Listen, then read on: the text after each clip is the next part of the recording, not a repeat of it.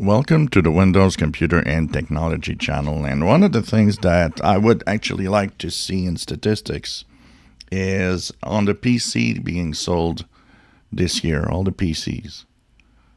What is the percentage of those PCs that are Copilot PC Compatible, which for the most part are ARM-based CPUs?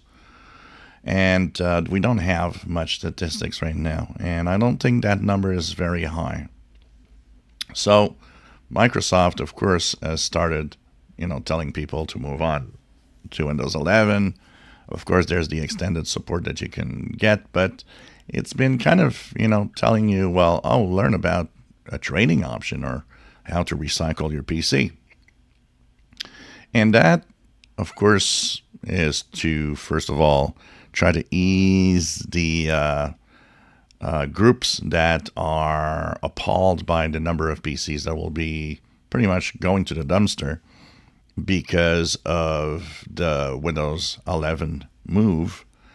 But also, it's another excuse because when you click there, it actually talks about Windows 11 PCs are so much better, but it does concentrate on Copilot plus PCs a lot more than regular PCs. And I think Microsoft here is trying to do something that its future will depend on. One of the things about Copilot plus PC is that if everybody goes there, Windows 12, for example, the next version could be an all AI operating system and no need to do any, other version for people that stay on a good old PC that doesn't have the Copilot plus PC capabilities or the AI capabilities they want. I think right now the strategy is not really working very well. And one of the reasons, of course, also with that is they're more expensive than Windows 11 PCs that are compatible and that work. So that is, of course, a clear disadvantage for Copilot plus PC machines. Also, there is kind of a, I don't want AI on my PC rhetoric going on. That also, of course, prevents a lot of people from going there. They're saying, why should I, get something that will have tons of AI everywhere in my machine?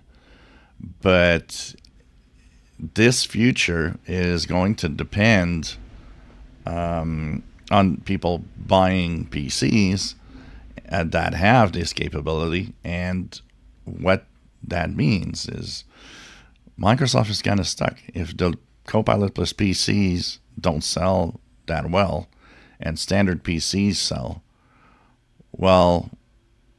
next version of Windows will have to have a version for non-AI machines.